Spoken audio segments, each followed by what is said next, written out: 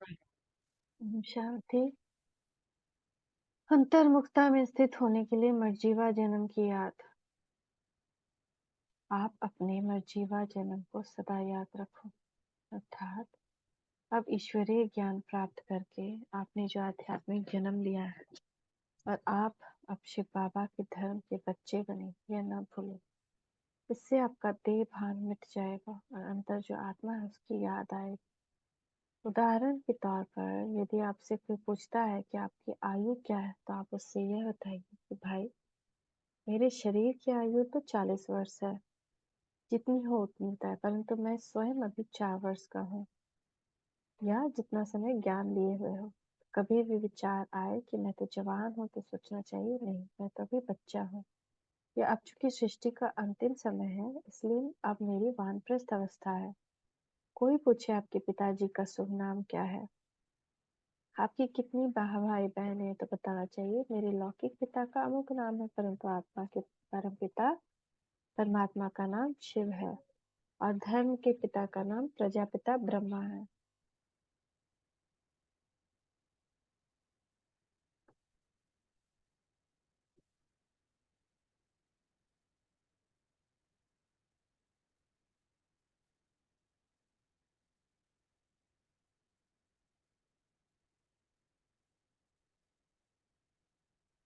आत्मिक नाते से सभी हमारे भाई हैं और शारीरिक नाते से सभी भाई बहन हैं। इस प्रकार मर्जीवा जन्म की याद रहने से भी देह का भान या हद की बुद्धि आसक्ति युक्त स्मृति नहीं रहेगी, बल्कि आत्मा की स्मृति रहेगी। स्वयं को ब्रह्मा मुख वंशावली अथवा शिव वंशी समझने से अंतर्मुखता का गुण आ जाएगा, क्योंकि हमारा यह परिचय आत्मिक है, न कि शारीरिक। यह शरीर प्रभु की एक अमानत है। इसी प्रकार दूसरी युक्ति यह है कि अपने शरीर की रक्षा तथा पालन करते हुए भी इसमें आसक्ति निकालकर अंतर्मुख होने के लिए यह सोचना चाहिए कि यह शरीर तो काम विकार से पैदा हुआ है, इसलिए गंदा है, यह पुराना है, इसे कई चतियां लगी हुई है, ये तो आसुरी और तमोगुणी प्रकृति का है, ये तो खाल है, एक दिन जलाकर राख कर दी जाएगी। इसको तो जितना अच्छे काम में लगाकर अपने तथा दूसरे के कल्याण में लगा दिया जाए उतना अच्छा, वरना तो ये किस काम आएगी। यह देह जैसी भी है, अब मैं प्रभु को दे चुका हूँ, अब तो यह उसकी ही अमानत मेरे पास है। अतः इसकी किसी भी इंद्रियों द्वारा मुझे प्रभु आज्ञा के विपरीत कोई कर्म नहीं करना है। अथवा मैं तो हूँ ही विदेशी, मैं परम धाम वासी इस बेगाने अर्थात माया के देश में थोड़ा समय के लिए हूँ, क्योंकि शिव बाबा के साथ मिलकर मुझे भी यहाँ देवी देवता धर्म की पुनः स्थापना का शुभ कर्म करना है, फिर तो चले ही जाना है। इस प्रकार के मनन चिंतन से ही अवस्था अंतर्मुख होगी। जिज्ञासु बहन जी, जब हम ऐसी दिव्य बातें सुन रहे होते हैं, तब तो हमारी अवस्था बहुत ही अव्यक्त और अच्छी बन जाती है, परंतु कई बार लोग ऐसी कई बातें कर देते हैं कि हम भड़क जाते हैं। आजकल के बच्चे भी ऐसे हैं, बड़ा तंग कर देते हैं और मनुष्य को बाह्य मुक्ता में ला देते हैं। आजकल का जमाना बड़ा अजीब है। दफ्तरों में या दुकानों पर लोगों को ऐसी ऐसी बातें कर रहे होते हैं जो कि बाह्य मुक्ता में लाते हैं। वैसे भी घर गृहस्थ में रहते हुए लोगों के साथ बातचीत और कार्य व्यवहार तो करना पड़ता है, थोड़ा नीचे उतरना ही पड़ता है, वरना लोग यह समझते हैं शायद हम उनके साथ मिलजुल कर नहीं चलना चाहते अथवा उनका बहिष्कार करते हैं। इस तरह से कभी दैवी परिवार में भी यदि हमारे विचार किसी से ना मिले अथवा कोई हमसे ठीक तरह बातचीत या व्यवहार न करे, तो मन थोड़ा उत्तेजित सा हो जाता है और अंतर्मुखता का गुण हम खो बैठते हैं।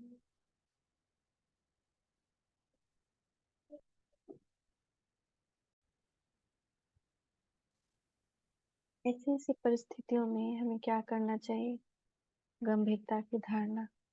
ब्रह्म कुमारी, समझने की बात यह है, यदि हम स्वयं फालतू गपशप में या इसकी उसकी सांसारिक बातों में दिलचस्पी दिखाते हैं, तो लोग हमें वह बातें अधिक सुनाते हैं। तो पहले तो हमें ही जीवन में इस प्रकार चलना चाहिए कि लोग यह जान सके कि जिन बातों से हमारा कोई संबंध ही नहीं अथवा जिन बातों को सुनने से न हमें लाभ है, न ही सुनाने वाले को उन व्यर्थ बातों में अथवा देह अभिमान की अश्लील बातों में हमें दिलचस्पी नहीं लेते। हमें हमें स्वयं ही इस प्रकार की व्यर्थ चर्चा या गपशप नहीं करना चाहिए, बल्कि गंभीरता का गुण धारण करना चाहिए।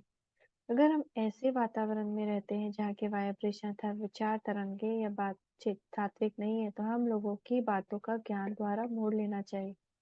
उदाहरण के तौर पर कोई हमसे कहता है कि चलो आज फलाना फिल्म देखने चलेंगे, इस अमुक एक्ट्रेस एक्ट्रेस का पार्ट है, तो हमें कहना चाहिए हम तो नॉन स्टॉप अर्थात चलते फिरते रहने वाले सृष्टि नाटक की फिल्म की को देखते ही रहते हैं, जिसमें 500 करोड़ से भी अधिक आत्माओं का पाठ है और जिसके मुख्य एक्टर्स श्री कृष्ण, श्री राम, इब्राहिम, बुद्ध, क्राइस्ट आदि बहुत नामी ग्रामी और जिसके हीरो हीरोइन तथा डायरेक्टर्स बहुत ही उच्च और प्रसिद्ध हैं। उनको कहना चाहिए इस वृहद नाटक की पूरी कहानी, जो कि जीत हार अथवा सुख दुख की कहानी, यह मनुष्य को अपार प्राप्ति होती है और वो त्रिकालदर्शी भी बन जाता है। इसी प्रकार कोई आपको कहे आज सामने होटल चले मौज बनाए, तो उनको कहना चाहिए आज आप हमारे यहाँ आना, ऐसा खाना खिलाएंगे जो आपने कभी नहीं खाया होगा। जब वो आकर भोजन करें तो उन्हें बताना चाहिए कि पवित्र हाथों से व्यक्ति के हाथों से बना हुआ है और भगवान को अर्पण तथा भोग लगाकर प्रसाद के रूप में लिया जा रहा है। इसकी महिमा इतनी है कि होटल वाले भी वैष्णव भोजनालय, ब्रह्मा भोजन आदि लिखकर बोर्ड लगाते हैं। इस प्रसाद के एक एक कण के लिए भक्त सैकड़ों रुपया देने को तैयार हो जा होते हैं, बल्कि इसके लिए तो देवता भी तरसते हैं।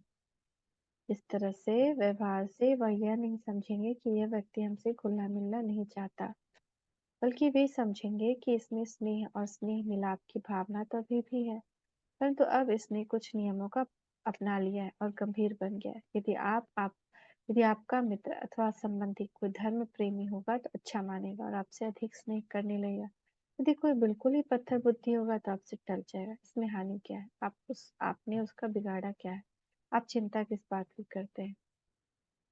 यदि व्यापार में आपके भागीदार आपसे कोई झगड़ा करते हैं अथवा आपको उनके व्यवहार में कुछ कटुता, उग्रता या खराबी देखने में आती, या आपकी नौकरी में कुछ त्रुटि है, तो भी आप गंभीरता को धारण करिए। किसी में कोई कमी देखने से टोकना, डांटना, जितलाना, उससे नाराजगी प्रकट करना, उसकी बातों को नोट करके पिछली बातों को भी याद दिलाना, यह गंभीरता का गुण नहीं है। गंभीर व्यक्ति तुरंत ही सुझाव, संशोधन, प्रस्तावना या ताड़ना नहीं दिया करता, बल्कि दूसरे व्यक्ति उससे कोई सुझाव अथवा संशोधन मांगते अथवा जब अनुकूल अवसर तथा वातावरण होता है, तब वह दूसरे को आत्मिक दृष्टि से देखते हुए नम्रता से, मधुरता से दूसरे को संशोधन अथवा सुझाव एक गुण रूपी मोती की तरह दिया करता है। गंभीर व्यक्ति पर यदि कोई दोष भी लगाए अथवा उससे क्रोध में बोले, तो वह जल्दी उत्तर देने की उत्सुकता प्रकट नहीं करता। गंभीर व्यक्ति में ओछापन अथवा हल्कापन नहीं होता, क्योंकि उसे याद रहता है कि मैं तो ईश्वरीय कुल अथवा सर्वोत्तम ब्राह्मण कुल का हूँ। मैं तो देवता बनने का उम्मीदवार हूँ, इसलिए मेरे व्यवहार में रॉयल्टी, मैनर्स अर्थात श्रेष्ठता तथा उच्च गुणों का समावेश होना चाहिए। गंभीर व्यक्ति के ध्यान पर यदि दूसरे व्यक्ति की गलतियां लाई भी गई हों, तो उसके चेहरे पर गुस्से या नाराजगी के चिन्ह नहीं आते और वह गलती करने वाले मनुष्य से चिढ़कर व्यवहार नहीं करता। वह सबके सामने बार बार से टोकता नहीं, बल्कि वह उचित समय आने पर उस बात को ऐसे हजम किए रहता है जैसे कोई बात ही नहीं।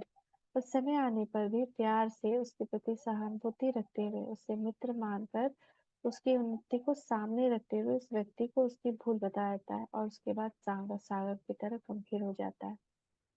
आज मनुष्य के शरीर में कुछ दम तो है नहीं, परंतु वह बातें बड़ी बड़ी करता है। कभी से कोई रोग दबोच लेता है, कभी काल। मनुष्य में आत्मिक सामर्थ्य भी नहीं है, उसे अहंकार इतना है कि बात मत पूछो। जितनी उसकी हैसियत अथवा सामर्थ्य नहीं, उससे अधिक वह बातें करता है। सिर पर पहले ही विकर्म का बोझा चढ़ा हुआ, फिर भी सारा दिन किसी की निंदा, किसी की ग्लानि, किसी से क्रोध, किसी से विरोध, किसी के साथ अभिमान, तो वह ऐसे करता है जैसे उसकी गज भर की जवान हो, जैसे केले की पात पात में पात, बस की बात बात में बात। गंभीर व्यक्ति बात करने में जल्दी नहीं करता, उत्सुकता नहीं दिखाता तथा चिंता भी नहीं दिखाता, बल्कि पहले अपने मन में बात से सभी पहलुओं को तौल कर पीछे कहता है। इससे उसकी बात को सभी लोग अधिक मूल्य देते हैं। अन्य लोग तो बिना कहे भी अपनी बात कर डालते हैं, परंतु गंभीर व्यक्ति को सभी कहते हैं। अब आप अपने विचार बताइए। अतः गंभीर व्यक्ति पर और दूसरे के मन से टकराव नहीं होता, नाराजगी तथा अनबन होने की कम नौबत आती है। इस प्रकार गंभीरता एक ऐसा गुण है जिससे मनुष्य अंतर्मुखता में स्थित हो सकता है। बच्चों के साथ भी यदि आप ज़्यादा हल्कापन से बात करेंगे अथवा कदम-कदम पर उन्हें टोकें या धमकाएँ तो अधिक उद्दंड हो जाएँगे। परंतु यदि आप उन्हें गंभीरतापूर्वक व्यवहार करेंगे, तो वे आपका अधिक सम्मान करेंगे। गंभीर व्यक्ति की हर एक बात में रहस्य होते हैं। आपने देखा होगा कि केले के वृक्ष के तने में पत्ते के नीचे पत्ते होते हैं और उनके नीचे पत्ते होते हैं। इस प्रकार केले के फूल में भी पत्ते के बीच में पत्ते होते हैं। तो ज्ञानी मनुष्य भी ऐसे ही गंभीर होता है। उसकी हर एक बात में कई रहस्य होते हैं क्योंकि वह विचार करके बात करता है। केला इसीलिए ही हर एक देवता की पूजा में प्रयोग की जाता है और इसकी शाखाएं तथा पत्ते आदि भी शुभ अवसर पर दरवाजे में लगाए जाते हैं। गंभीरता बनना तो एक शुभ लक्षण है। ये दिव्यता की एक निशानी है। तो आज से हम धीर, गंभीर और अंतर्मुखी बने। ओम शांति, ओम शांति, ओम शांति।